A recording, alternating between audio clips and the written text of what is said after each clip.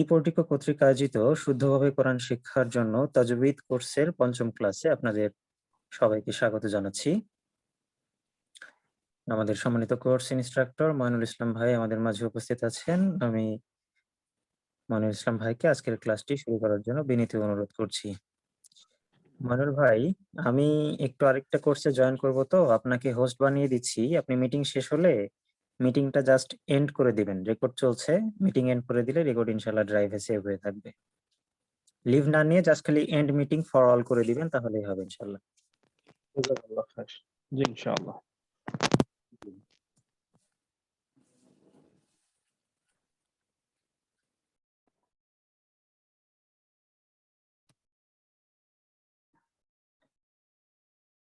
আসসালামু আলাইকুম ওয়া রাহমাতুল্লাহি ওয়া বারাকাতুহু। ওয়ালাইকুম আসসালাম ওয়া রাহমাতুল্লাহ। আলহামদুলিল্লাহ,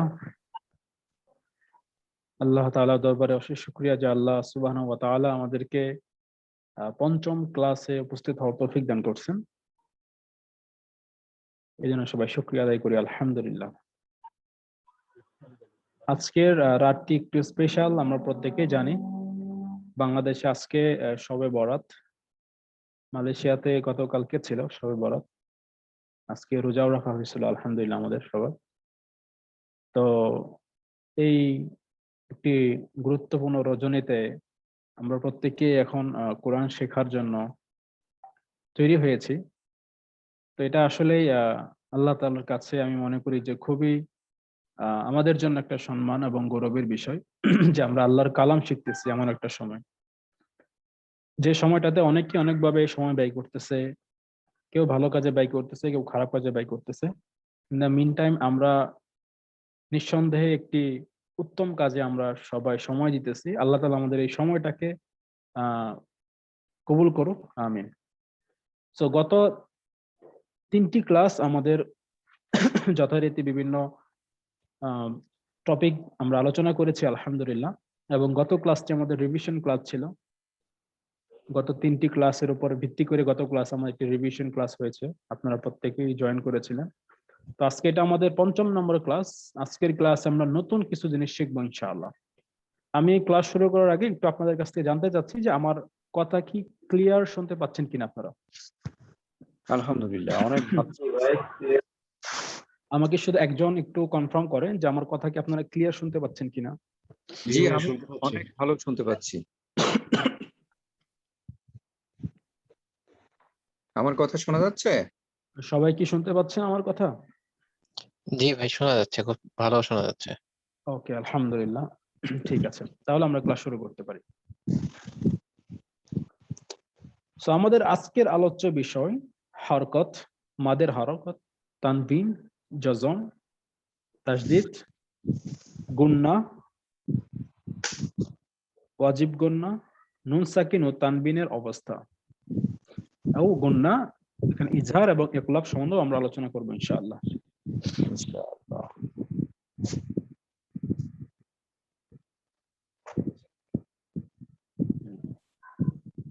গত 3টি ক্লাস আমরা আরবি বর্ণমালা নিয়ে আলোচনা করেছি আলহামদুলিল্লাহ, এবং পাশাপাশি আমরা ইম্পর্টেন্ট একটা বিষয় নিয়ে আলোচনা করেছি, সেটা হচ্ছে মাখরাজ। মাখরাজও আমাদের আলহামদুলিল্লাহ মোটামুটি সবারই কম বেশি জানা হয়েছে। তো আজকে যে বিষয়গুলো আলোচনা করব এগুলো খুবই ইম্পর্টেন্ট। কোরআনটাকে ভালোভাবে পড়ার জন্য, খুব সুন্দরভাবে তেলাওয়াত করার জন্য এই কয়েকটা বিষয়ের উপর আমাদের খুব ভালোভাবে লক্ষ্য রাখতে হবে।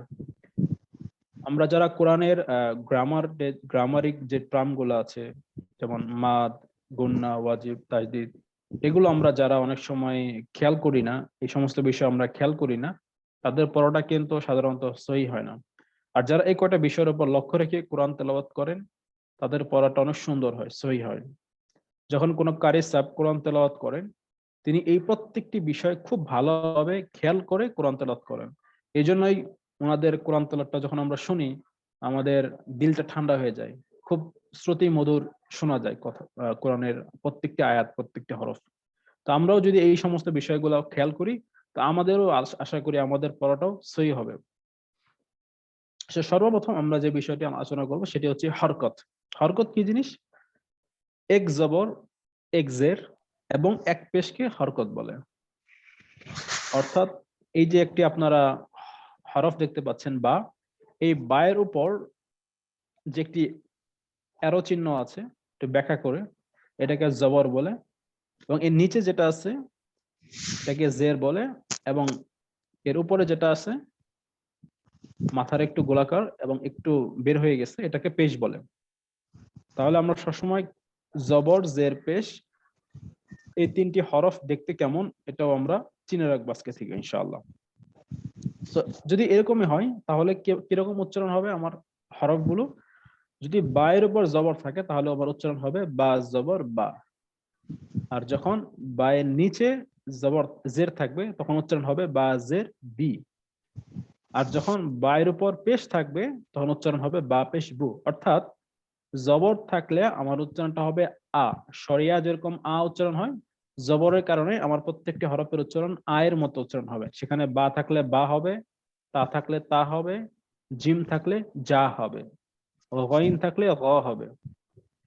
আর যে জের, এটা অনেকটা উচ্চারণ হবে বাংলার আমরা রস্যই যেরকম ঠিক ওরকম, অর্থাৎ ই টাইপের। যেমন বায়ের নিচে যদি জের থাকে বি, তায়ের নিচে জের থাকলে তি, আইনের নিচে জের থাকলে ই, ফায়ের নিচে জের থাকলে ফি। আর বাইরের উপর যে পেশটা, এটার উচ্চারণটা অনেকটা রস্যুর মতো হবে, উ টাইপের। যেরকম যে কোনো একটা হরফের উপর যদি পেশ থাকে সেই ক্ষেত্রে উচ্চারণটা হবে কেমন? যেমন বাইরের উপর থাকলে বা পেশ বু, তায়ের উপর থাকলে তা পেশ তু, সায়ের উপর থাকলে সা পেশ সু, জিমের উপর থাকলে জিম পেশ জু। তাহলে অ্যাটলিস্ট জবর জের পেশ, এটার চিহ্নটা প্রথমে আমরা চিনে রাখবো যে কেমন দেখায়, পাশাপাশি এই জবর জের পেশের উচ্চারণটা কেমন সেটাও আমরা মনে রাখার চেষ্টা করবো ইনশাআল্লাহ। এখন এখানে কি বলা আছে?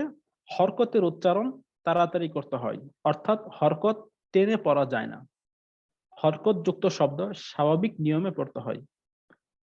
তো এরকম একটি উদাহরণ দেয়া আছে এখানে। এখানে নুন, এটা নুনের উপর জবর দেয়া আছে, তারপর এই যে চিহ্নটা, এটা হলো সিনের চিহ্ন, সিনের উপর জজম দেওয়া আছে। তাহলে আমার নুন সিন জবর নাস, এরপর আবার তার উপর জবর, তা জবর তা, নাস্তা, আইন ইয়াজের আই, নাস্তাই, আর এখানে নুন। তো আমি যদি এখানে নুনের উপর একটা জজম কল্পনা করি তাহলে আমার উচ্চারণটা হচ্ছে নাস্তাইন, না'বুদু, আলহামদু। তাহলে এখানে খেয়াল করে দেখেন যে এই যে হরকত গুলো, অর্থাৎ জবর জের পেশ, এখানে কিন্তু আমি কোন রকম টান দিচ্ছি না। আমি কিন্তু এখানে নাস্তাইন বলতেছি না, সরাসরি কি বলতেছি? নাস্তাইন, স্বাভাবিক, এখানে কোনো টান হচ্ছে না। টান কখন হবে? যখন মাদের হরকত হবে, অর্থাৎ মাদ যখন থাকবে, মাদের যে রুলসটা, ওই রুলসটা যখন অ্যাপ্লাই হবে তখনই ওই জায়গায় টান হবে, তাছাড়া টান হবে না। তাহলে এই ছিল আমাদের হরকত নিয়ে কথা। হরকত কি? এক জবর এক জের এবং এক পেশকে হরকত বলে, এটা আমরা সবাই মনে রাখবো। এবং হরকতের যেমন জবর থাকলে এটা আ এর মতো উচ্চারণ হবে, জের থাকলে ই এর মতো উচ্চারণ হবে, এবং পেশ থাকলে উ এর মতো উচ্চারণটা হবে। যেমন বা, বি, বু, তা, তি, তু। আর হরকতের উচ্চারণ তাড়াতাড়ি পড়তে হয়, এরপর হরকত টেনে পড়া যায় না, আর হরকত যুক্ত শব্দ স্বাভাবিক নিয়মে পড়তে হয়। তো এই ছিল আমাদের হরকত নিয়ে আজকের পড়া। এরপর আমরা যাব মাদের হরকত নিয়ে। একটা ছিল শুধু হরকত, এখন আমরা যাব মাদের হরকত। মাদের হরকত কি? খারা জবর, খারাজের এবং উল্টা পেশ হলে মাদের হরকত বলে। আর মাদের হরকত গুলো এক আলিফ পরিমাণ টেনে পড়তে হয়। খারা জবর কোনগুলো? এই যে দেখেন এখানে, এই যে মিম, যে লাল চিহ্ন দেওয়া আছে, মিমের উপর যে জবরটা দেখেন, রয়ের উপর যে জবরটা, এটা একটু অ্যাঙ্গেল 45 ডিগ্রি অ্যাঙ্গেলে দেওয়া আছে, কিন্তু এই যে মিমের উপর যে জবরটা, এটা কিন্তু পুরো 90 ডিগ্রি অ্যাঙ্গেলে আছে, অর্থাৎ একদম খাড়াখাড়ি আছে। তো এটাকে আমরা কি বলবো? খারাজ জবর। ঠিক এটার নিচে যদি যেরকম এই যে হায়ের নিচে যেটা আছে, ঠিক এটার উল্টা, অর্থাৎ নিচের দিকে একদম, এটাকে বলে খারাজ জের। আর নর্মালি আমরা এটা কি জানি, এই যে আলিফের উপর যেটা আছে এটা পেশ।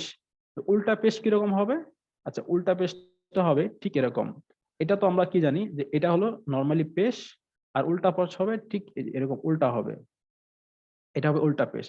তো যখন কোন একটি হরফে আমার জবর থাকবে, তারপর খারা জবর থাকবে, এবং ধরো এটাকে যদি আমি একটি হরফ ধরি, তাহলে এটা কি? খারা জবর, আর এটার নিচে হলো আমার খারা জের, আর আমি যদি এখানে একটা বা দিলাম, তারপর আমি উল্টা পেশ দিলাম, এরকম যখন কোনো একটা উল্টা পেশ হবে তখন আমাকে এক আলিফ পরিমাণ টেনে পড়তে হবে, এক আলিফ পরিমাণ টেনে পড়তে হবে। তাহলে কি খারাজ জবর খারাজের এবং উল্টা পেশ হলে এক আলিফ পরিমাণ টেনে পড়তে হবে। আচ্ছা, এখানে কি বলা আছে? এক আলিফ দুই হারকাত। আচ্ছা, হরকত। ওকে, মাদের হরকতের যে কোনো একটি চিহ্ন কোনো হরফে থাকলে উক্ত হরফকে এক আলিফ পরিমাণ টেনে পড়তে হয়। তাহলে আমরা একটা উদাহরণ দিলাম। উদাহরণটা কি? এখানে কি দেওয়া আছে? বিআবদিহি, আবদিহি।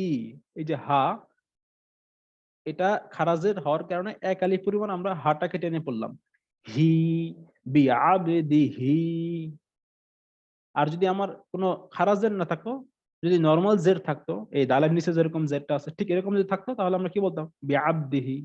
কিন্তু খারাজের হওয়ার কারণে এখানে আমাকে একটু টেনে পড়তে হবে। কয় আলিফ পরিমাণ? এক আলিফ পরিমাণ। যেমন বিআবদিহি, বিআবদিহি। এরপর আর রহমান, আর রহমান। এরপর রব্বিল আলামিন, আলামিন। এই যে আমি আলা যতটুকু বললাম এটা এক আলিফ পরিমাণ, আলা। ক্লিয়ার? এই পর্যন্ত কারো কোনো প্রশ্ন আছে? মাদের হরকত এবং যে হরকত, এই দুইটার উপর বেস করে কারো কোনো কোশ্চেন আছে যে না এখনো বুঝতে পারি নাই, আমাকে আরেকবার বুঝে দিতে হবে? কারো কোনো প্রশ্ন থাকলে বলতে পারেন, আমি ইনশাল্লাহ আরেকবার চেষ্টা করবো আপনাদেরকে বোঝানোর জন্য। বা কোন পয়েন্ট আপনারা বুঝতেছেন না এটাও আমাকে বলতে পারেন, আমি ইনশাল্লাহ চেষ্টা করবো ওটা আরো ভালোভাবে বোঝানোর জন্য।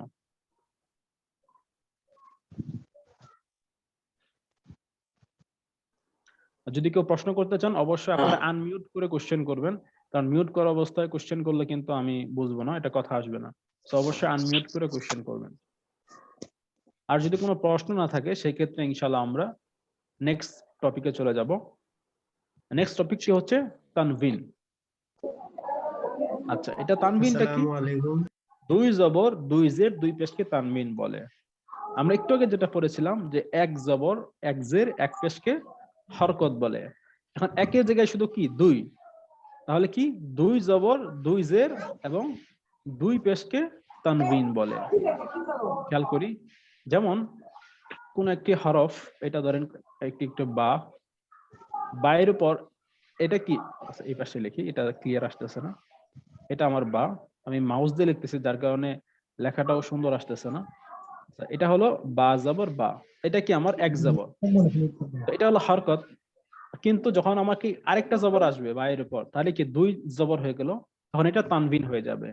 নিচে যদি আমি একটা জের দেই এটা কি হরকত, কিন্তু যখন আমি দুইটা জের দেবো এটা তানভিন হয়ে যাবে। একটা পেজ দিলে হরকত, বাট দুইটা যখন পেজ দেব তখন এটা আমার তানভিন হয়ে যাবে। তার মানে কি দুই জবর দুই জের এবং দুই পেশকে তানভিন বলে। ক্লিয়ার? ক্লিয়ার। এরপর কি তানভিন নুন সাকিনের হুকুমের অন্তর্ভুক্ত, কেননা তানভিনের ভিতরে একটি নুন সাকিন গোপন আছে। এই নুন তানভিন উচ্চারণের সময় প্রকাশ পায়, যখন তানভিনটা উচ্চারণ করব তখন সেটা প্রকাশ পায়। যেমন আচ্ছা এখানে কি বলা আছে? হামজা দুই জবর আন, এর উচ্চারণ এই যে দেখেন সরাসরি কি হামজা দুই জবর বা আলিফ দুই জবর যেটা বলেন না কেন, তো হামজা বলা হয় ভালো, হামজা দুই জবর আন। এটাকে যদি আমরা ভেঙে বলি তাহলে কি আলিফ এবং নুন, আন, আলিফ নুন জবর আন। ঠিক তেমনি ভাবে লাম দুই জের লিন, এখানে যদি আমরা এটাকে একটু ভেঙে লিখি তাহলে লাম নুন জের লিন। এরপর মিম দুই পেশ মুন, এটাকে হলো মিম নুন পেশ মুন। এরপর কি তানবিন যুক্ত হরফ নিম্নরূপ, দুই জবর দুই জের দুই পেশ।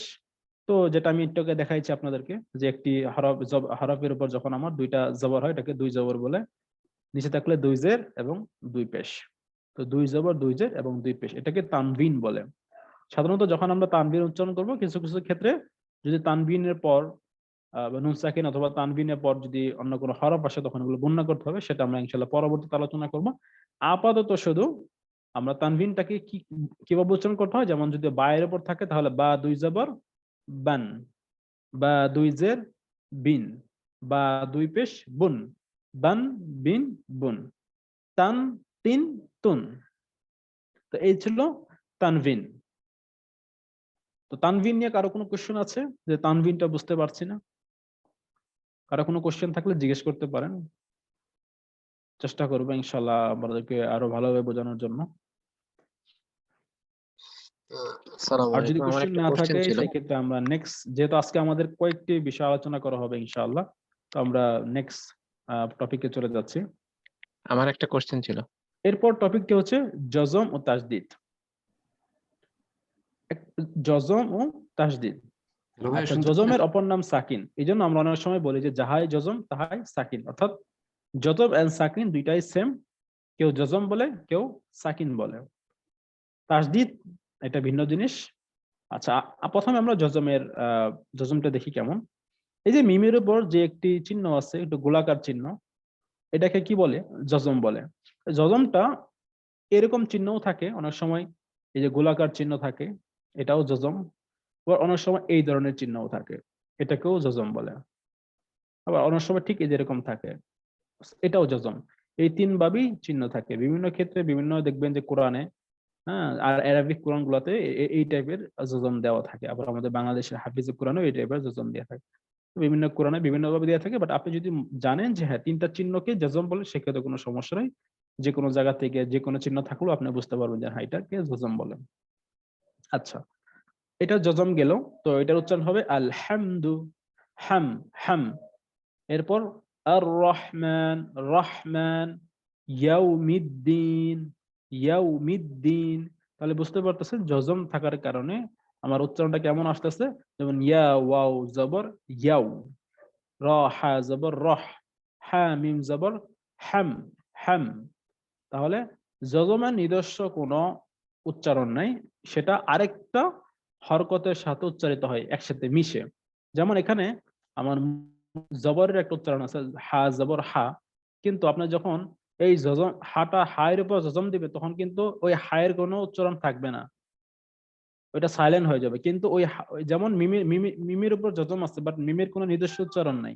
কিন্তু আপনি যখন মিমের আগে যে জবরটা আছে, হায়ের উপর যে জবরটা আছে, এইটার সাথে যখন আপনি মিমের সাথে একসাথে আহ মিলিয়ে পড়তেছেন, তখন কিন্তু আপনার মূল উচ্চারণটা আসতেছে জজমের। যেমন হা মিম জবর হাম। আচ্ছা, তো এই ছিল জজমের। এরপর আমরা যাব তাসদীদের পরিচয় নিয়ে। তাসদীদ কি? একই হরফকে দুইবার ও এক শব্দকে আরেক শব্দের সাথে যুক্ত করতে তাসদীদ ব্যবহার করা হয়। আমি আবার বলতেছি, একই হরফকে দুইবার ও এক শব্দকে আরেক শব্দের সাথে যুক্ত করতে, এই লাইনটা খুব খেয়াল করি আমরা সবাই, এই লাইনটা খেয়াল করতে হবে যে এক শব্দকে আরেক শব্দের সাথে যুক্ত করতে তাসদীদ ব্যবহার করা হয়। তাসদীদ যুক্ত হরফকে মুশাদ্দাদ বলে। তাসদীদ যুক্ত হরফকে কি বলে? মুশাদ্দাদ বলে। তাসদীদ যুক্ত হরফ নিম্নরূপ। আচ্ছা, এখানে দেয়া আছে, দেখেন, মূলত তাসদীদটা আছে এখানে আমার দালের উপর, কিন্তু এখানে কি বলা হয়েছে? একই হরফকে দুইবার, অর্থাৎ এই দালকে আমাকে দুইবার ব্যবহার করতে হবে। এটা হলো প্রথম কথা। দুই নম্বর কি? এক শব্দকে আরেক শব্দের সাথে যুক্ত করতে হবে। তাহলে কি এই যে দাল যে শব্দটা, হরফটা, এটাকে আরেকটা শব্দের সাথে আমাকে যুক্ত করতে হবে। অর্থাৎ এই দাল একাকি কিন্তু সে দুইবার উচ্চারিত হতে পারবে না, অর্থাৎ একাকি সে তার উচ্চারণ হবে না। এই দাল আরেকটি শব্দের সাথে, মোট কথা ডান পাশে যে শব্দটি থাকবে, হরফটি থাকবে, ওই হরফের সাথে এই দাল সবসময় যুক্ত হবে। এটা খুব মাথায় রাখবো আমরা, যে তাসদীদের ডান পাশে যে আমার হরফটি থাকবে, সেই হরফের সাথে সবসময় তাসদীদ, এই তাসদীদের যে হরফটা সেটা যুক্ত থাকবে।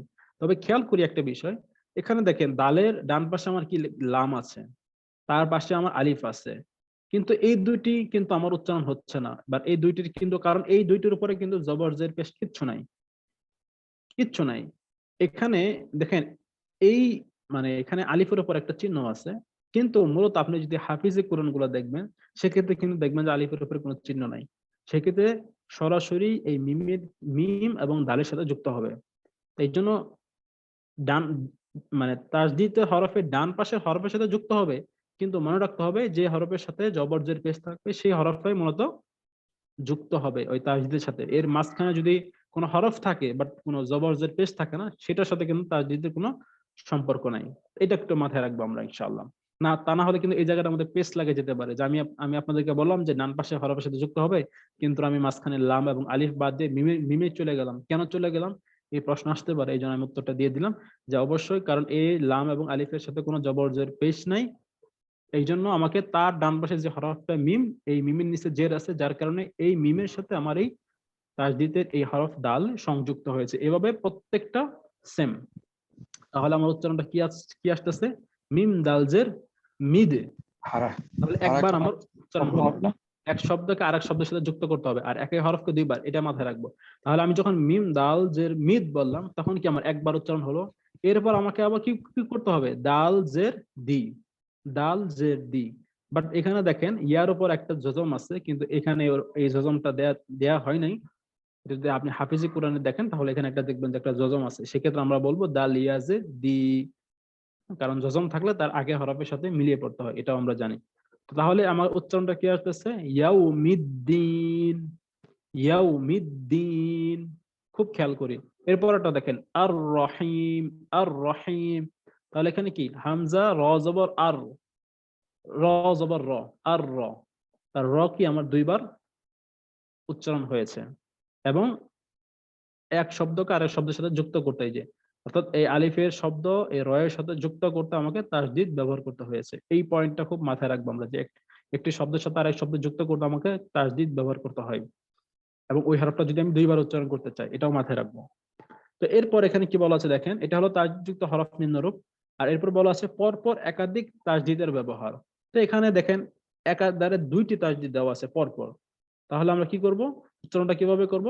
যে বা মিম দুই জের বিম, প্রথমে এটা উচ্চারণটা হবে এরকম, রয় বিম মিম্মা নাজ্জালনা।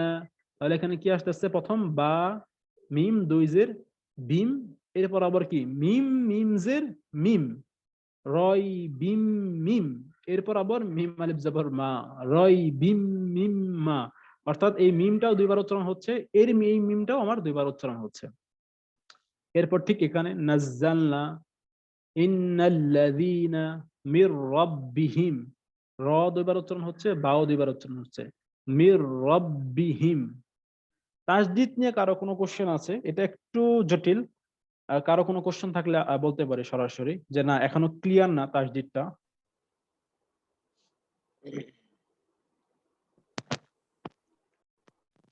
আর কোনো কোশ্চেন আছে আসসালামু তাসদীদ আলাইকুম। নিয়ে ভাই?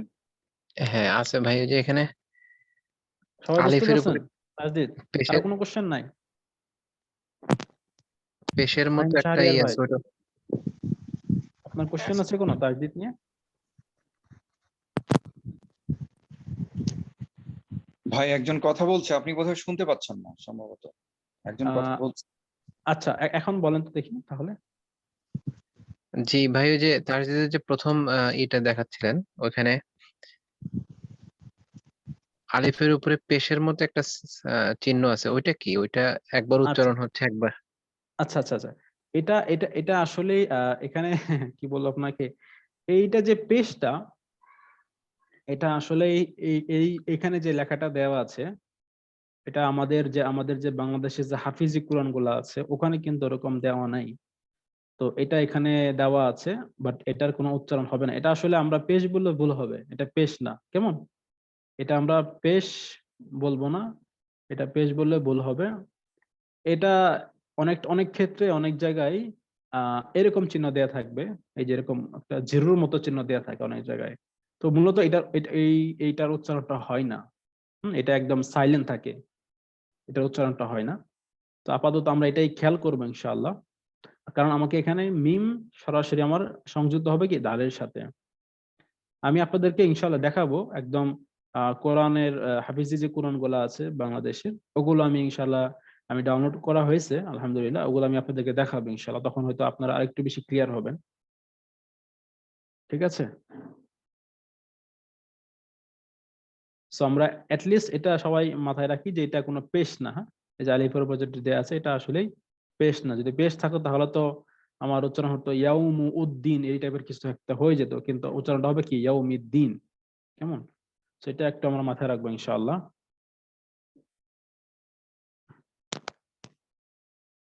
এই জায়গাটাতে কি বলছিলেন, মানে হচ্ছে হরকত থাকলে শুধুমাত্র ওইটাই ধরবে ডালকে নাকি? আচ্ছা, না আমি যেটা বলেছিলাম যে যখন দালের উপর যে আমার এই যে একটা চিহ্নটা দেয়া আছে দেখেন, এই চিহ্নটা যদি আমি একটু বড় করে দিই, তাহলে চিহ্নটা এরকম, তাই না? এই যে চিহ্নটা দেয়া আছে দালের উপর, তো এটা হলো আমার তাসদীদের চিহ্ন। যখন কোন একটা হরফের উপর এই চিহ্ন থাকবে তখন ওই হরফটা আমাকে 2 বার উচ্চারণ করতে হবে। আর এটা হলো 1 নম্বর পয়েন্ট। 2 নম্বর পয়েন্ট হচ্ছে এক শব্দকে আরেক শব্দের সাথে যুক্ত করতে হবে।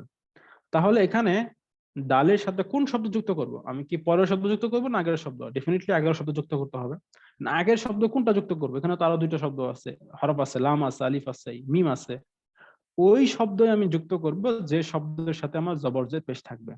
তো এখানে মিমের নিচে আমার জবর জের আছে, এই জন্য এই মিমের সাথে আমার দালটা যুক্ত হবে। এখানে আলিফের উপর যেটা পেশের মতো চিহ্ন, এটা আসলে ভুল, এটা পেশ না।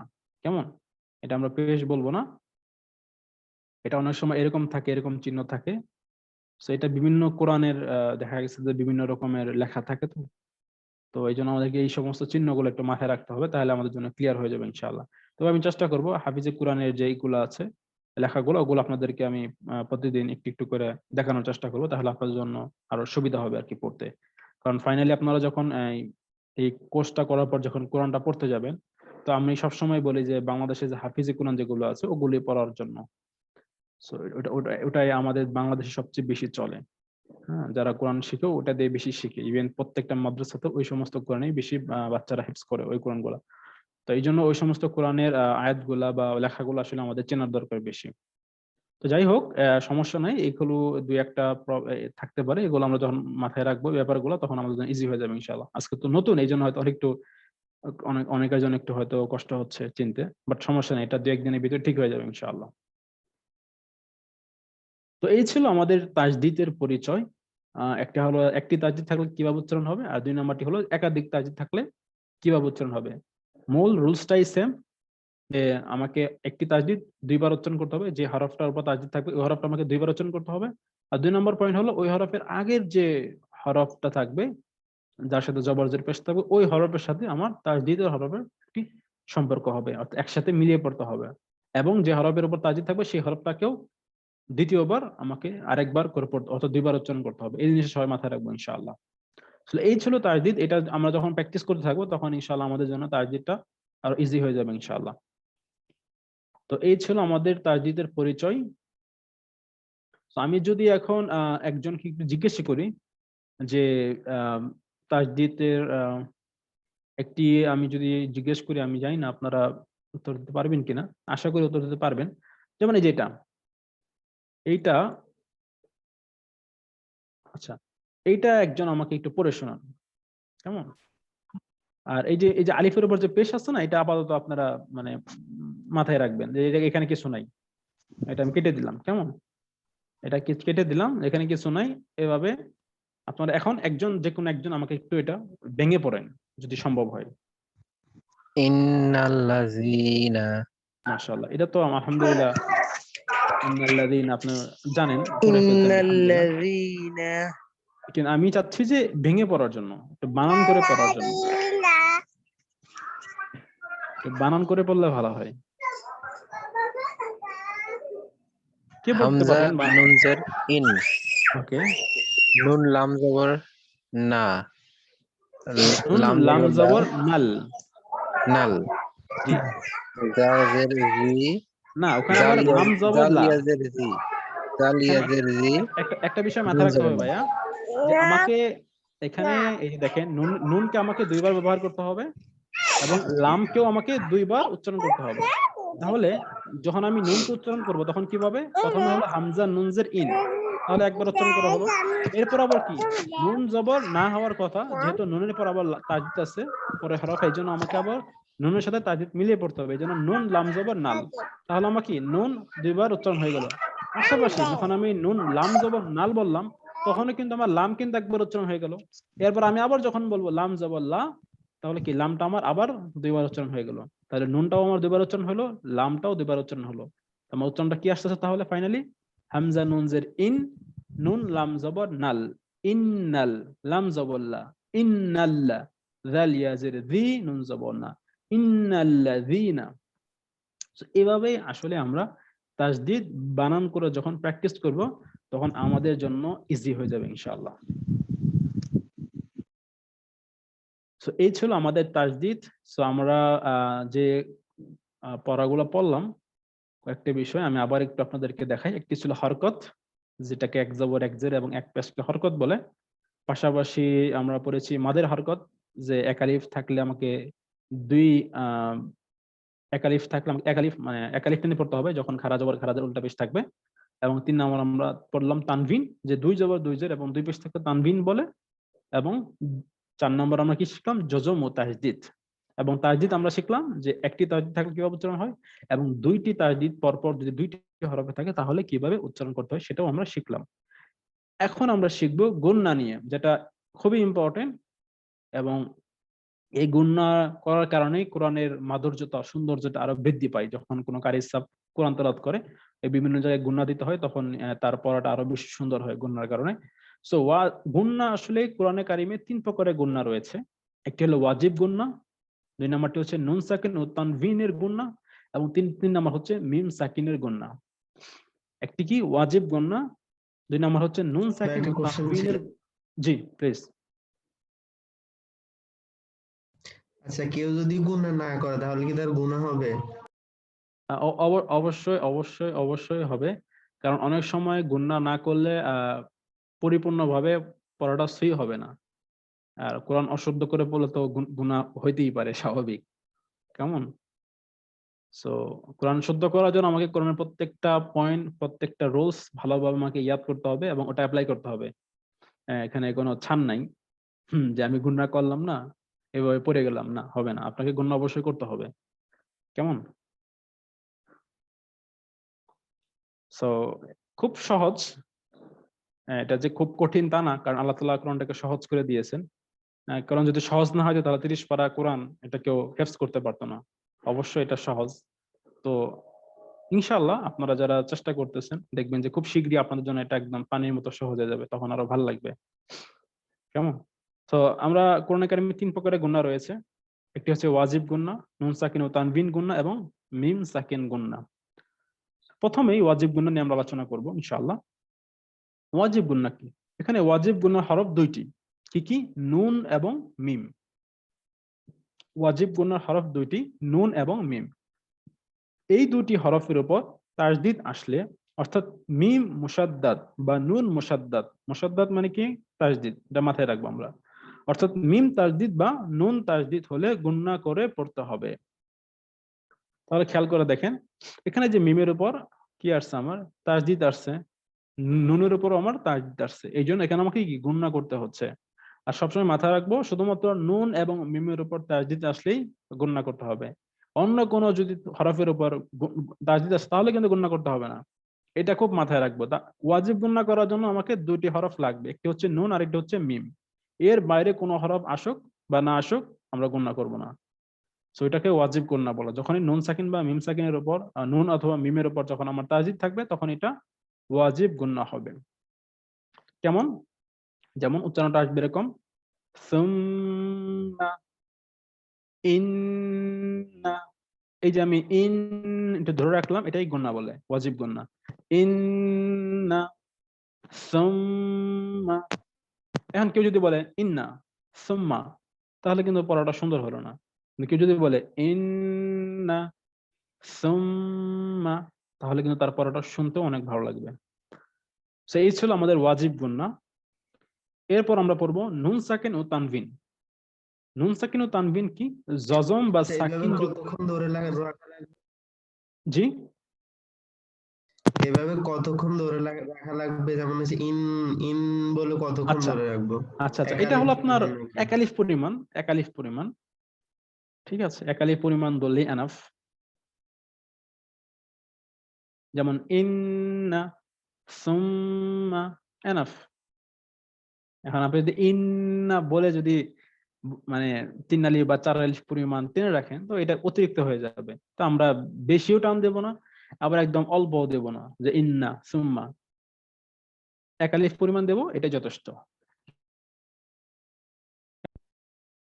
এরপর আমরা আসি নুন সাকিন ও তানভিন নিয়ে।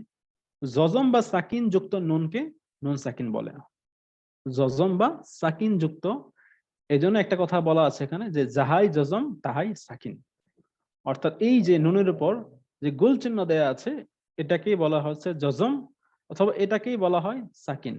অনেক সময় চিহ্নটা এরকম আসতে পারে, অনেক সময় এরকম আসতে পারে, এই টাইপের কিছু একটা আসতে পারে, অনেক সময় এরকম জিরোর মতো আসতে পারে। তো এই তিনটাকে আমরা কি বলবো? জজম অথবা সাকিন বলবো। তাহলে যখন জজম এবং সাকিন আসবে তখন কিরকম উচ্চারণ হবে? যেমন এখানে কি আসছে? আলিফ নুন জবর আন, আলিফ নুন জের ইন, আলিফ নুন পেশ উন। এটাকে আবার অনেকে হামজা নুন জবর আন বলে। তো আমরা হামজাও বলতে পারি, যে হামজা নুন জবর আন, হামজা নুন জের ইন, হামজা নুন পেশ উন, আন ইন উন। তো এই ছিল আমাদের জজম বা সাকিন যুক্ত নুন সাকিন। এরপর আমরা আরো নিচে যাই। এখানে দেখেন কি বলা আছে, নুন সাকিন ও তানবিনের প্রকারভেদ। নুন সাকিন ও তানবিনের 4টি অবস্থা। খুব খেয়াল করি এই ব্যাপারটা। নুন সাকিন ও একটা তো ওয়াজিব গুন্না আমরা পড়লাম। আমরা কি জানলাম যে গুন্না আমাদের 3 প্রকার। একটি হচ্ছে ওয়াজিব গুন্না, যেটাতে নুন এবং মিম থাকতে হবে, ব্যাস। এরপর আমরা কি বললাম, এখন 2 নম্বর পয়েন্টটা নিয়ে আলোচনা করতেছি, নুন সাকিন ও তানবিন গুন্না নিয়ে। তারপর আমরা আলোচনা করব মিম সাকিন গুন্না। আপাতত আমরা নুন সাকিন ও তানবিন গুন্না নিয়ে আলোচনা করতেছি। আর এই নুন সাকিন বা তানবিন গুন্না আমাদের কি 4টি অবস্থা আছে। প্রথমটি হচ্ছে ইজহার, এরপর ইকলাব, এরপরটি হচ্ছে ইদগাম, এরপরটি হচ্ছে ইখফা। তাহলে কি ইজহার, ইকলাব, ইদগাম, ইখফা। এই 4টা মুখস্থ করি সবাই। ইজহার, ইকলাব, ইদগাম, ইখফা। ইজহার, ইকলাব, ইদগাম, ইখফা। এই 4টি, এটি কি আমাদের নুন সাকিন ও তানভিনের প্রকারভেদ। তো প্রথমে আমরা আলোচনা করব ইজহার নিয়ে। ইজহার কি? ইজহার শব্দের অর্থ স্পষ্ট করা, অর্থাৎ স্পষ্ট করে পড়ব, যেখানে কোনো গুন্না হবে না। ইজহারের অক্ষর কয়টি? 6টি। কি? হামজা হা, আইন হা, গাইন খ। হামজা হা, আইন হা, গাইন খ। এই 6টি হরফ হচ্ছে আমার ইজহারের হরফ। আমরা এটা একদম মুখস্থ করে ফেলবো। যখনই নুন সাকিন বা তানভিনের পর এই হরফ গুলো আসবে, তখনই আমরা মাথার ভিতর কল্পনা করে ফেলবো যে ওটা আমার ইজহারের হরফ, বা এখানে আমাকে ইজহার করতে হবে। তার মানে এখানে গুণনা করা যাবে না, আমাকে স্পষ্ট করে পড়তে হবে। তাহলে কি মাথায় রাখবো, যে নুন সাকিন বা তানবিনের পর যদি ইজহারের এই 6টি হরফের যে কোনো একটি হরফ আসে, আমাদের কি করতে হবে? স্পষ্ট করে পড়তে হবে। ওকে, এরপর কি বলা আছে এখানে দেখেন, এটাই বলা আছে যে নুন সাকিন বা তানবিনের পর ইজহারের এই 6টি হরফের যে কোনো একটি হরফ আসলে উক্ত নুন সাকিন বা তানবিনকে গুন্না ছাড়া স্পষ্ট করে পড়াকে ইজহার বলে। ইজহারের এই 6টি হরফ হলক থেকে উচ্চারিত হয় বলে এটাকে ইজহারে হালকি বলে। আমরা ওই যে পড়লাম যে মাখরাজের সময় যে 6টি মাখরাজ আমরা পড়েছি, যেহেতু এই 6টি মাখরাজই এখানে এই যে হালকের, আমরা তো বলেছিলাম হালকের শুরু হতে, মধ্যখান হতে, শেষ হতে এই হরফগুলো উচ্চারিত হয়। সেই জন্য এটাকে বলে ইজহারে হালকি, যেহেতু এই হরফগুলো আমার হালক দিয়ে উচ্চারিত হয়। আচ্ছা, এই ছিল আমার ইজহার। এখানে আমরা ইজহারের উদাহরণ দেখবো, তাহলে আমাদের জন্য সহজ হয়ে যাবে যে ইজহার জিনিসটা কি। আচ্ছা, এখানে তো আমাদের 6টা হরফ দেয়াই আছে, ইজহারের 6টি হরফ। এখন আসি নুন সাকিনের উদাহরণ, অর্থাৎ নুন সাকিনের পর যদি ইজহারের হরফ থাকলে আসে, তাহলে কিভাবে উচ্চারণ করতে হবে, এবং তানভিনের পর যদি ইজহারের হরফ আসে তাহলে কিভাবে উচ্চারণ করতে হবে। তো এখানে আমার নুন সাকিন, যে নুনের উপর যে আমার সাকিন, এটাকেই নুন সাকিন বলে। আর এই নুন সাকিনের পর আমার কি আসছে? হা আসছে। আর হা হচ্ছে আমাদের ইজহারের একটি হরফ। তাহলে আমরা কিভাবে উচ্চারণ করব? মিম নুন জের মিন, একদম স্পষ্ট, ক্লিয়ার, কোনো গুণনা হবে না। মিম নুন জের মিন, হা জবর হা, মিন হা। সিন জবর সা, মিন হাসা, দাল 2 জের দিন, মিন হাসাদিন। কেউ যদি বলে মিন হাসাদিন, তাহলে সে তার ভুল হবে। তো মিন গুণনা করা যাবে না, কারণ নুন সাকিনের পর আমার হা আসছে, আর হা হলো ইজহারের হরফ, যার কারণে আমাকে স্পষ্ট করে পড়তে হবে। তাহলে উচ্চারণটা আসবে এরকম, মিন হাসাদিন। এরপর মিন খায়রিন, আনআমতা, মিন গুলমানু, মিন গুলমানু, মিন ইলা, মিন হাদ, মিন হাদিন। সো এই ছিল আমার আপনার ইজহার, অর্থাৎ নুন সাকিনের পর যদি ইজহার আসে তাহলে কিভাবে উচ্চারণ করতে হবে। এখন আসি তানবিন। তানবিন কি? আমরা জানি 2 জবর 2 জের এবং 2 পেশ, এটাকে তানবিন বলে। অর্থাৎ 2 জবর 2 জের অথবা 2 পেশের পর যদি ইজহারের 6টি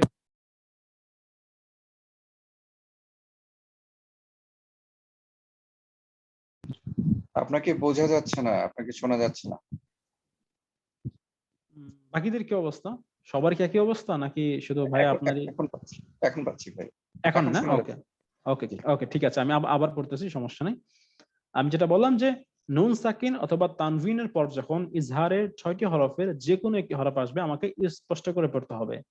এখানে নুন সাকিনের পর হা আসছে, তো এই জন্য আমাকে স্পষ্ট করে পড়তে হবে। কিভাবে? মিন হাসাদিন। এখানে আমি মিন হাসাদিন এভাবে পড়লে হবে না, এটা ভুল হবে, আমি গণনা করতে পারবো না। কারণ আমার রুলস কি বলে যে নুন সাকিনের পর যদি হা আসে তাহলে এটা ইজহারের হরফ হা, যার কারণে স্পষ্ট করে পড়তে হবে। এর জন্য আমাকে এভাবে পড়তে হবে, মিন হাসাদিন। ঠিক তেমনি ভাবে খ আছে, এখানে আইন আছে, গইন আছে, হামজা আছে, হা আছে, সো প্রত্যেকটা ইজহার, আর তার আগে প্রত্যেকটাতে নুন সাকিন আছে। সুতরাং আমাকে প্রত্যেকটাতে স্পষ্ট করে পড়তে হবে। মিন খায়রিন আনআমতা, মিন গুলমান, মান ইলাহুন, মিন হাদিন। সো এই ছিল আমার উদাহরণ নুন সাকিনের। এখন আমরা তানভিনের উদাহরণ দেখার চেষ্টা করব। তানভিন কি? আমরা প্রত্যেকেই জানি যে 2 জবর 2 জের এবং 2 পেশকে তানভিন বলে। অর্থাৎ এই 2 জবর 2 জের এবং 2 পেশের পর ইজহারের যে কোনো একটি হরফ আসলে আমাকে কি করতে হবে? ইজহার করে পড়তে হবে, অর্থাৎ স্পষ্ট করে পড়তে হবে। তো প্রথমে এখানে মিমের উপর 2 পেশ আছে, 2 পেশ, তার মানে এটা তানভিন। আর তানভিনের পর হা আসছে, এই জন্য এটা আমাকে স্পষ্ট করে পড়তে হবে। তাহলে আমরা কিভাবে পড়বো? আলিমুন হাকিম। এখানে আমি গণনা করব না যে আলিমুন হাকিম, এভাবে বললে ভুল হবে, আমাকে স্পষ্ট করে পড়তে হবে আলিমুন হাকিম। ঠিক তেমনিভাবে নাখলুন খামিয়াতুন ওয়াসিউন আলিম, ওয়াসিউন আলিম, ওয়া রাব্বুন গফুর, গাসিকিন ইযা ওয়াকাব, সালামুন হিয়া, সালামুন হিয়া। দেখেন এখানে লামের উপর খারাজ জবর, এই জন্য একালিফ টান পড়তে হয়েছে। আবার এখানে 2 পেশের পর হা ইজহারের হরফ, এই জন্য স্পষ্ট করে পড়েছি সালামুন হিয়া। ক্লিয়ার? কারো কোনো সমস্যা বা কোনো প্রশ্ন আছে এটার উপর, ইজহারের উপর? যে নুন সাকিনের পরে যখন ইজহার হয়, ইজহারের হরফ আসে, তখন আমাকে ইজহার করে পড়তে হবে। তো আশা করি এই ব্যাপারটা নিয়ে কারো কোনো কোশ্চেন থাকার কথা না। যদি কারো কোনো কোশ্চেন থাকে জিজ্ঞেস করতে পারেন। কোশ্চেন নাই, প্র্যাকটিস করতে হবে। জি, অবশ্যই অবশ্যই, প্র্যাকটিসের তো বিকল্প নাই, প্র্যাকটিস ডেফিনেটলি করতে হবে প্রত্যেকেরই। আচ্ছা, এরপর আমরা যেটা নিয়ে আলোচনা করবো সেটা হচ্ছে ইকলাব। 2 নম্বর পয়েন্ট আমাদের ইকলাব। ইকলাব অর্থ কি? পরিবর্তন করা। আচ্ছা, আপনাদের জন্য কি খুব কঠিন হয়ে যাচ্ছে আজকের পড়াগুলা? মানে অনেক বেশি বেশি হয়ে যাচ্ছে এই টাইপের কিছু একটা? না, আলহামদুলিল্লাহ, শিখতে তো হবেই আর কি, আচ্ছা আচ্ছা, তাড়াতাড়ি শিখলে ভালো। না না না, গত 3টা ক্লাস তুলনামূলক ভাবে আজকের ক্লাস জি একটু জি বেশি পড়া হচ্ছে, জি জি জি, কন্টেন্ট বেশি। এই জন্য আমি জিজ্ঞেস করে নিলাম আর কি। তবে আর বেশি নাই, আর অল্প কিছু আছে স্লাইড, এরপরে শেষ হয়ে যাবে ইনশাআল্লাহ। আচ্ছা, তো ইকলাব, ইকলাব কি জিনিস? ইকলাব অর্থ পরিবর্তন করা। ইকলাবের অক্ষর কয়টি? একটি, সেটা হচ্ছে বা। ব্যাস এতটুকু মনে রাখবো। আমরা যখন ওয়াজিব গণনা পড়েছিলাম তখন আমরা 2টি হরফের কথা মনে রাখছিলাম, কি কি? নুন এবং মিম। ওই 2টি হরফ যখন তাসদীদের সাথে আসবে ওয়াজিব গণনা হবে, শেষ। এরপর আমরা ইজহার যখন আমরা আলোচনা করেছি তখন আমরা 6টি হরফের কথা মনে করেছি, যে হামজা হা, আইন হা, গাইন হা। নুন সাকিন বা তানবিনের পর যখন ওই 6টি হরফ আসবে তখন ইজহার করতে হবে। ইজহার মানে কি? স্পষ্ট করে পড়া। এখন আসছে ইকলাব। ইকলাব অর্থ কি? পরিবর্তন করা। আর ইকলাবের হরফ হচ্ছে একটি, সেটা হচ্ছে বা। অর্থাৎ নুন সাকিন বা তানবিনের পরে অথবা বামে, আচ্ছা, বা হরফটি আসলে উক্ত নুন সাকিন বা তানবিনকে মিম দ্বারা পরিবর্তন করে গুন্নার সাথে পড়তে হবে। আমি আবার পড়তেছি এটা, নুন সাকিন বা তানবিনের পরে অথবা বামে বা হরফটি আসলে উক্ত নুন সাকিন বা তানবিনকে মিম দ্বারা পরিবর্তন করে গুন্নার সাথে পড়তে হবে। এখন আমরা উদাহরণে যাই। হরফ কি আমাদের? ইকলাবের হরফ হচ্ছে বা। আচ্ছা, এখন নুন সাকিনের পর যদি বা আসে সেক্ষেত্রে কিভাবে পড়বো, এবং তানবিনের পর যদি বা আসে সেক্ষেত্রে আমরা কিভাবে পড়বো?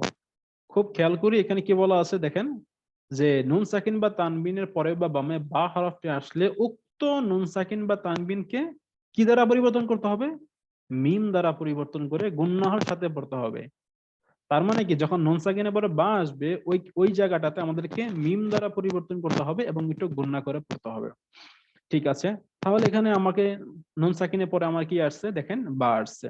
তো আমরা পড়বো হামজা নুন জবর আং, এখানে গুণনা করতে হবে, এটা মাথায় রাখতে হবে যে আমাকে গুণনা করতে হবে, বাট গুণনাটা করতে হবে কি মিম দ্বারা পরিবর্তন করে। তাহলে এখানে কি আং, এরপর কি আছে বা আছে, তাহলে কি বাজের বি, তারপর আছে ইয়া। আচ্ছা, এখানে দেখেন ইয়া আলিফ জবর ইয়া, তার মানে কি এটা, ও আরেকটা বিষয় আমরা আমি আপনাদেরকে ওই সময় বলতে ভুলে গেছিলাম যে যখন ওই যে এক আলিফ মদ, যেটা এক আলিফ মদ কিন্তু আমাদের 3 প্রকার।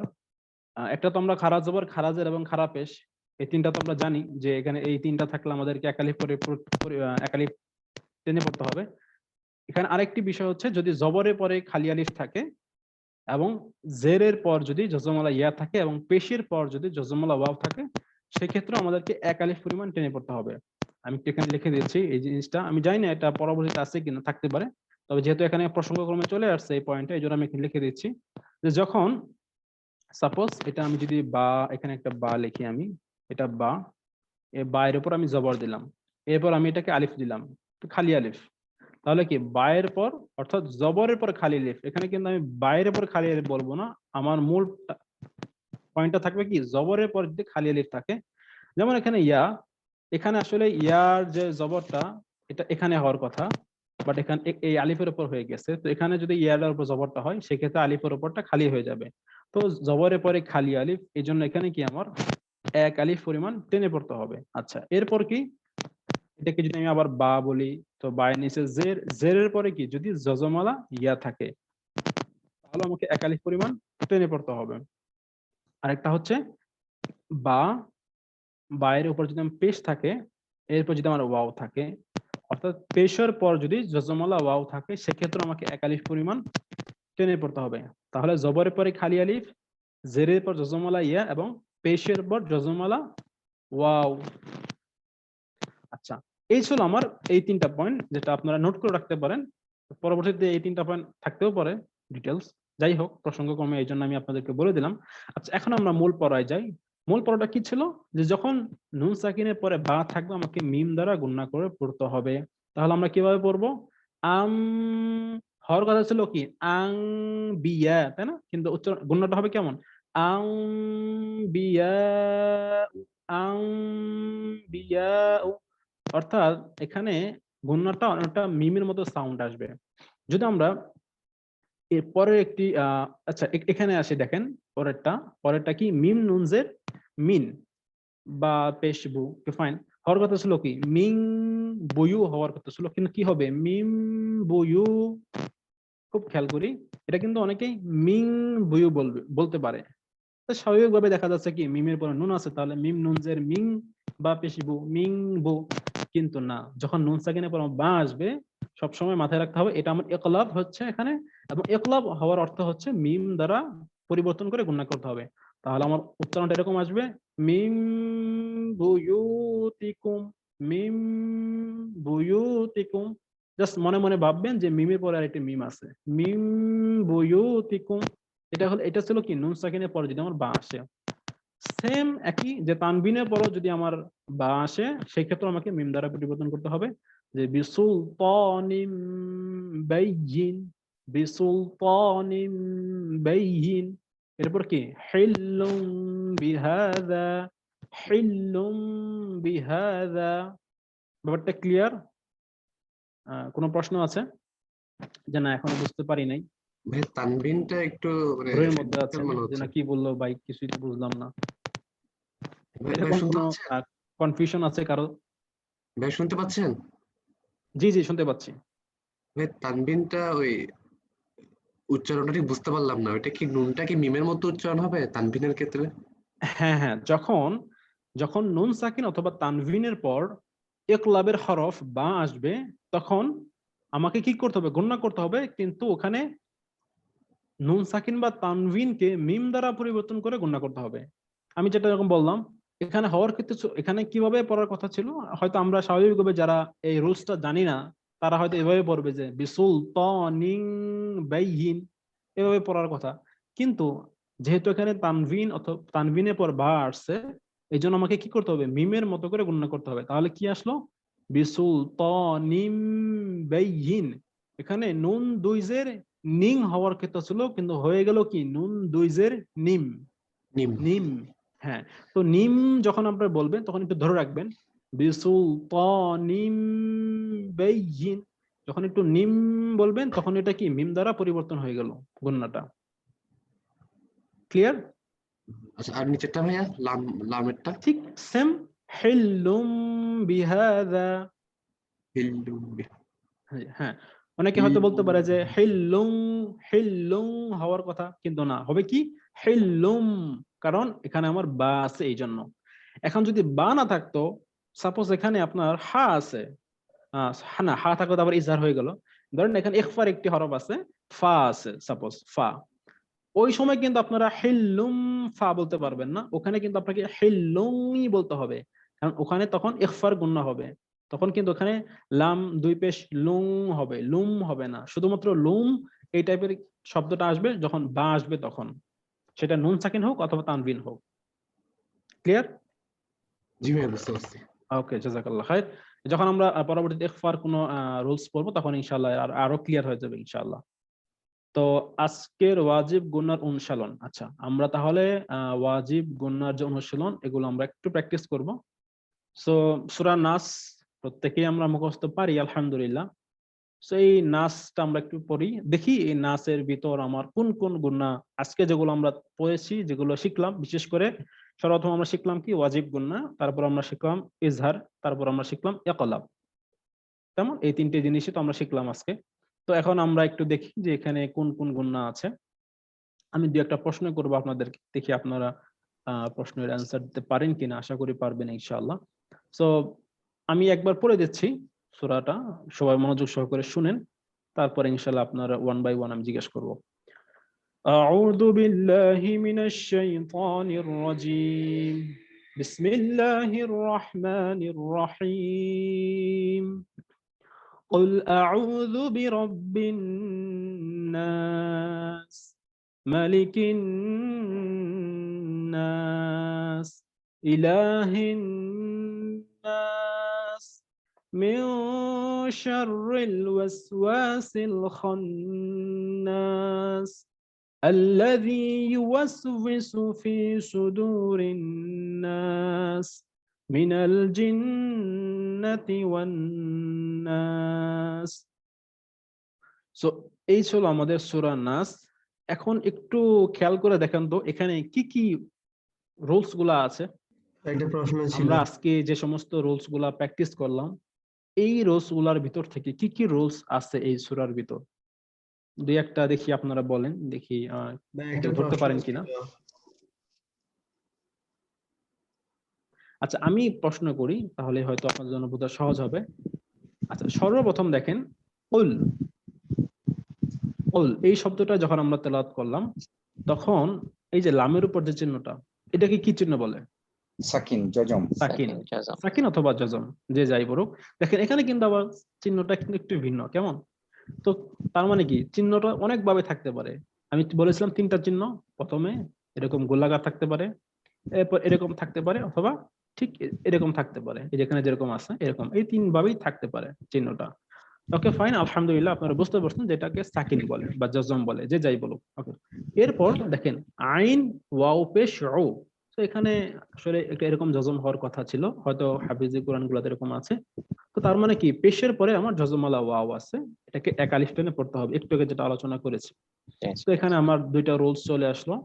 এরপর দেখেন, এরপর কি বা, বাইরের পর আমার কি আছে? তাসদীদ। তাসদীদ। আর যখন তাসদীদ থাকবে তখন আমাকে দুইবার উচ্চারণ করতে হবে। তাহলে কি র বা জবর রব, বা জের বি।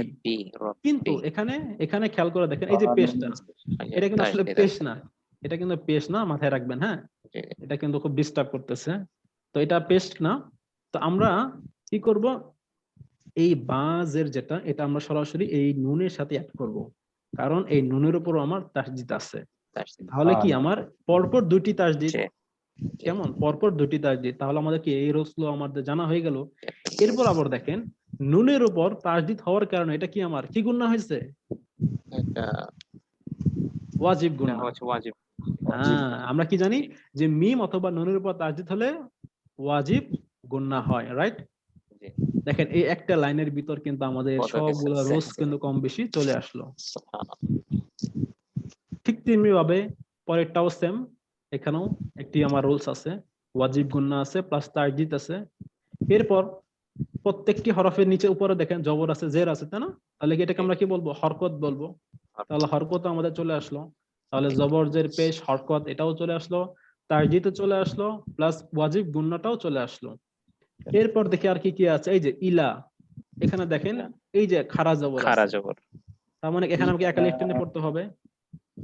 তাহলে এখানেও একটা রোজ চলে আসলো, আবার এটা কিন্তু সেম ওই ওয়াজিব গুন্না। জি। এরপর দেখেন, আচ্ছা এই রোজটা আমরা এখনো পড়ি নাই, এটা সামনে আসবে।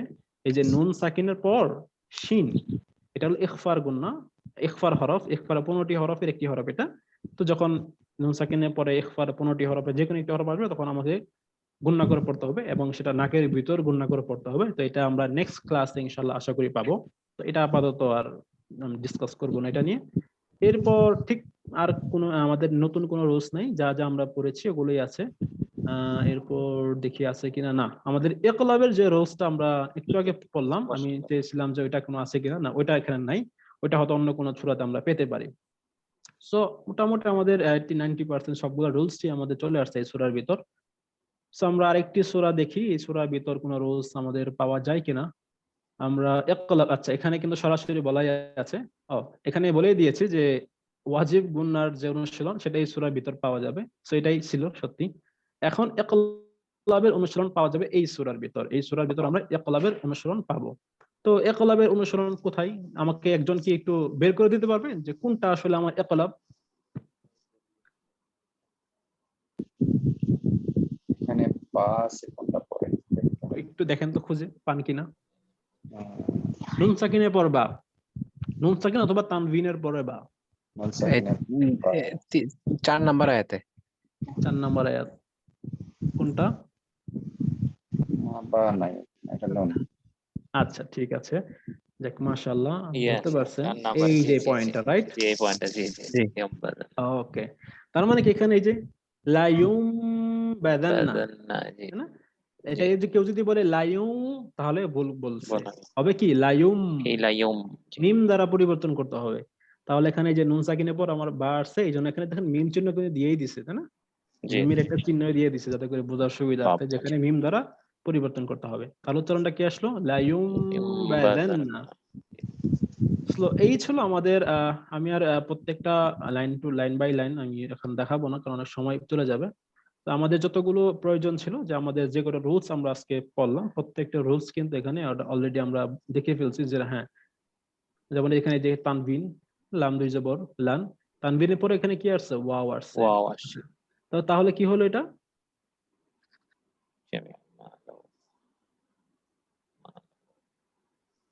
আচ্ছা এটা ঠিক আছে, এটা সমস্যা নাই। এটা রুলসটা পরে আসবে, এটা রোজটা পরে আসবে। আমি চেয়েছিলাম যে ইজহারের কোন একটি পাওয়া যায় কিনা, যেহেতু এটা আমার আগের স্পষ্ট। ক্লাসে অলরেডি আমাদের হয়ে গেছে আলহামদুলিল্লাহ। তো যাই হোক, আরো প্রত্যেকটা লাইন বাই লাইন বা আয়াত যদি আমরা প্র্যাকটিস করি হয়তো আরো অনেক কিছু বের হয়ে আসবে। তো যাই হোক, আজকে আর আমি বেশি সময় নিব না, এমনিতেই অনেক সময় হয়ে গেছে আপনাদের। তো এই ছিল আমাদের দুটি সূরা। আচ্ছা এই সূরাটা আমি একবার তেলাওয়াত করি, আপনারা একটু শুনেন। বিসমিল্লাহির রহমানির রহিম।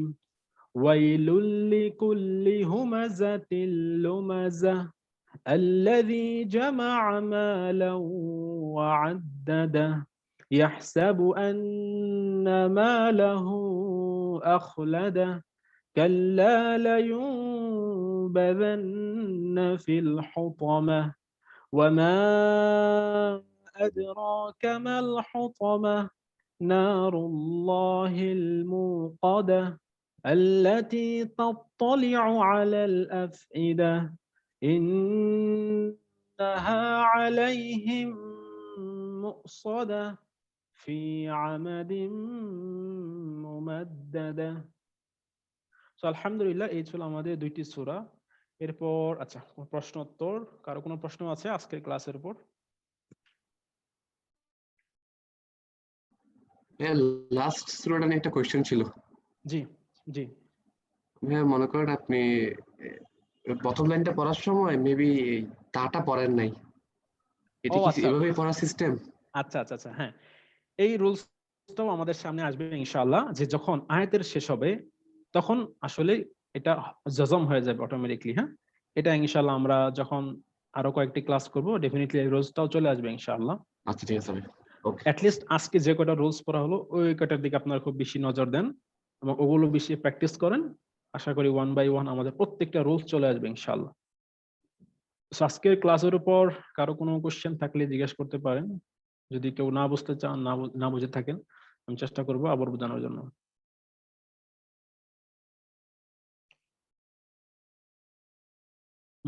যদি কোনো প্রশ্ন না থাকে সেই ক্ষেত্রে আমরা আজকে ক্লাস শেষ করার আগে আরেকবার আমি একটু আপনাদেরকে প্রত্যেকটা পয়েন্ট আরেকবার একটু আমি রিভিশন দিতে যাচ্ছি। তো আজকের ক্লাসে আমাদের কয়েকটি পয়েন্ট আমরা আলোচনা করেছি। প্রথমটি হচ্ছে হরকত, এরপর মাদের হরকত, তানবিন, জাজম, তাজদিদ, গুন্না এবং নুন সাকিন ও তানবিনের অবস্থা। আচ্ছা, সো হরকত, যেটাকে আমরা সবাই জানি জবর জের পেশকে হরকত বলে।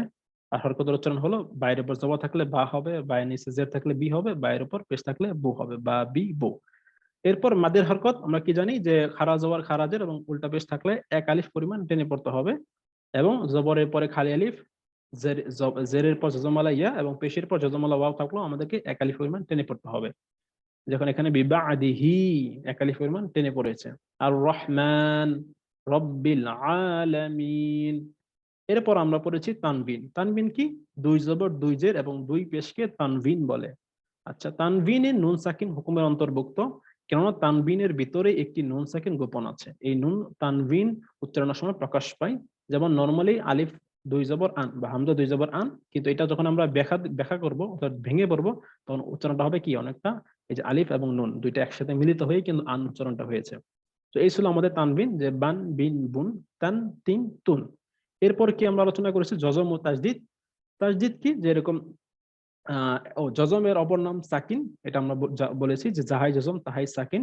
যেমন জজমের উপর হরফ থাকলে এটা আগের হরফের সাথে মিলিয়ে পড়তে হয়, যেমন আর রহমান, আল হামদু, ইয়াউমিদ্দিন। এরপর তাজদিদ কি ছিল? যে একই হরফকে দুইবার বা ও এক শব্দকে আরেক শব্দের সাথে যুক্ত করে তাজদিদ ব্যবহার করা হয়, এবং তাজদিদযুক্ত হরফকে মুসাদ্দাদ বলে, এটা মাথায় রাখবো। তাজদিদযুক্ত হরফ নিম্নরূপ, একটি তাজদিদ থাকলে পড়তে হবে এরকম, যেমন আর রহিম, আর রহমান, অর্থাৎ একটি হরফকে দুইবার উচ্চারণ করতে হবে। আর অবশ্যই এক শব্দকে আরেক শব্দের সাথে যুক্ত করতে হবে, অর্থাৎ ডান পাশের শব্দের সাথে যুক্ত করতে হবে যে শব্দে আমাকে জবরজের অথবা পেশ থাকবে। আর যদি দুইটা তাজদিদ থাকে পরপর, তখন এরকম ভাবে পড়তে হবে, যেমন রাইবিম মিম্মা নাযালনা অথবা ইন্নাল্লাযীনা অথবা মির রব্বিহিম। আচ্ছা, এরপর ছিল কি গুন্না। আমরা জানি কি গুন্না 3 প্রকারের গুন্না রয়েছে কোরআনে। একটি হলো ওয়াজিব গুন্না, দুটি হচ্ছে ছিল নুন সাকিন ও তানবিন গুন্না, এবং তৃতীয়টি ছিল মিম সাকিন গুন্না। ওয়াজিব গুন্না কি? যে অবশ্যই ওয়াজিব গুন্না হরফ দুইটি, একটি হচ্ছে নুন এবং মিম, অর্থাৎ নুন এবং মিমের উপর যদি তাজদিদ থাকে তাহলে আমাকে ওয়াজিব গুন্না করতে হবে। যেমন সুম্মা, ইন্না, অর্থাৎ এক আলিফ পরিমাণ গুন্না করতে হবে। এরপর কি নুন সাকিন ও তানবিন। নুন সাকিন ও তানবিন এটা আমরা কি বলা আছে এখানে, জজম বা সাকিন যুক্ত নুনকে নুন সাকিন বা তানবিন বলে, অথবা নুনের উপর জজম অথবা সাকিন থাকলে ওটাকে নুন সাকিন বলে। আচ্ছা, এরপর কি নুন সাকিন ও তানবিনের প্রকারভেদ 4টি। কি কি? ইজহার, ইকলাব, ইদগাম, ইখফা। আমরা শুধু আজকে আলোচনা করেছি ইজহার এবং ইকলাব নিয়ে। কালকে ইংলিশে আমরা আলোচনা করব ইদগাম, ইখফা। অর্থাৎ নেক্সট ক্লাসে আমরা ইদগাম এবং ইখফা নিয়ে আলোচনা করব ইনশাআল্লাহ। ইজহার মানে কি? স্পষ্ট করো। আর ইজহারের অক্ষর 6টি, হামজাহা, আইনহা, গাইনহা। এই 6টি হরফ আমরা একদম মুখস্থ করে ফেলবো। এরপর কি নুন সাকিন বা তানবিনের পর ইজহারের এই 6টি হরফের যে কোনো একটি হরফ আসলে উক্ত নুন সাকিন বা তানবিনকে গুন্না ছাড়া স্পষ্ট করে পড়াকে ইজহার বলে। ইজহারের এই 6টি হরফ হলক থেকে উচ্চারিত হয় বলে এটাকে ইজহারে হালকি বলে। ইজহারের উদাহরণ কি? যেমন যখন নুন সাকিনের পরে হা আসবে তখন আমাকে স্পষ্ট করে পড়তে হবে, যেমন মিন হাসাদিন। অথবা যখন তানবিনের পরে আমার ইজহারের হরফ আসবে তখন আমাকে স্পষ্ট করে পড়তে হবে, যেমন আলিমুন হাকিম। ঠিক তেমনিভাবে মিন খায়রিন, নাখলুন খামিয়াতুন, আনআমতা, ওয়াসিউন আলিম, মিন গুলমান, ওয়া রাব্বুন গফুর। এরপর কি? মান ইলাহুন গাসিকিন ইযা ওয়াকাব, মিন হাদিন সালামুন হিয়া। এই ছিল আমাদের ইজহার। এরপর আমরা পড়েছি ইকলাব নিয়ে। ইকলাব অর্থ কি? পরিবর্তন করা। আর ইকলাবের অক্ষর হচ্ছে একটি, কি সেটা? বা। নুন সাকিন বা তানবিনের পরে অথবা বামে বা হরফটি আসলে উক্ত নুন সাকিন বা তানবিনকে মিম দ্বারা পরিবর্তন করে গুণনার সাথে পড়তে হবে। যেমন আম্বিয়াউ বিসুলতানিম বাইয়িন, তারপর হিল্লুম বিহাদা মিন বুয়ুতিকুম। আচ্ছা, এই ছিল আমাদের আজকের রুলস। এরপর আমরা প্র্যাকটিস করেছি আলহামদুলিল্লাহ। সো আশা করি আপনারা প্রত্যেকেই এই রুলসগুলো বাসায় ডেফিনেটলি প্র্যাকটিস করবেন। প্র্যাকটিস যদি না করেন তাহলে কিন্তু ওই জায়গা মতো কিন্তু ব্যবহার করতে পারবেন না, সময় মতো কাজে লাগাতে পারবেন না। এই জন্য প্র্যাকটিসের বিকল্প নাই। ডেফিনেটলি আপনারা প্র্যাকটিস করবেন ইনশাআল্লাহ। যদি কোনো প্রশ্ন থাকে ডেফিনেটলি আপনারা নেক্সট ক্লাসে অবশ্যই প্রশ্ন করবেন, আমি চেষ্টা করব উত্তর দেওয়ার জন্য। আর যদি কারো কোনো ইমার্জেন্সি কোনো প্রশ্ন থেকে থাকে আমাকে পার্সোনালি হোয়াটসঅ্যাপ করতে পারবেন, আমি যে কোনো সময় আপনাদের উত্তর দেওয়ার চেষ্টা করবো ইনশাআল্লাহ। তো আজকে আমাদের ক্লাস শেষের যে দোয়াটা, এটা আমরা সবাই একসাথে প্র্যাকটিস করি, যাতে করে আল্লাহ তাআলা যদি আমাদের কোনো ভুল ত্রুটি হয়ে থাকে আসলে ক্লাসের ভিতর, আল্লাহ তাআলা যেন আমাদেরকে মাফ করে দেয়। তো দোয়াটি হচ্ছে সুবহানাল্লাহি ওয়া বিহামদিহি সুবহানাকাল্লাহুম্মা ওয়া বিহামদিকা আশহাদু আল্লা ইলাহা ইল্লা আনতা আস্তাগফিরুকা ওয়া আতুবু ইলাইক। ঠিক আছে, জাযাকাল্লাহ খায়ের। সকলের কাছে দোয়া দরকার। আল্লাহ যেন প্রত্যেককে। শব্দটার অর্থ কি আছে? আল্লাহুম্মা শব্দটার ডাইরেক্ট অর্থ কি আছে? আচ্ছা, এটার অর্থটা আমি একটা ক্লাসে পুরোটার অর্থটা নিয়ে আমি একদিন আপনাদের সামনে ব্যাখ্যা করবো ইনশাআল্লাহ। ঠিক আছে, আজকে এমনিতে অনেক রাত হয়ে গেছে, অনেকের জন্য কষ্টকর হয়ে যাচ্ছে। তো যাই হোক, জাযাকাল্লাহ খাইর। প্রত্যেককে ধন্যবাদ আজকে ক্লাসে জয়েন করার জন্য। আল্লাহ তাআলা প্রত্যেককে কবুল করুক, আমিন। আসসালামু আলাইকুম ওয়া রাহমাতুল্লাহি ওয়া বারাকাতুহু। ওয়ালাইকুম আসসালাম। আসসালামু আলাইকুম।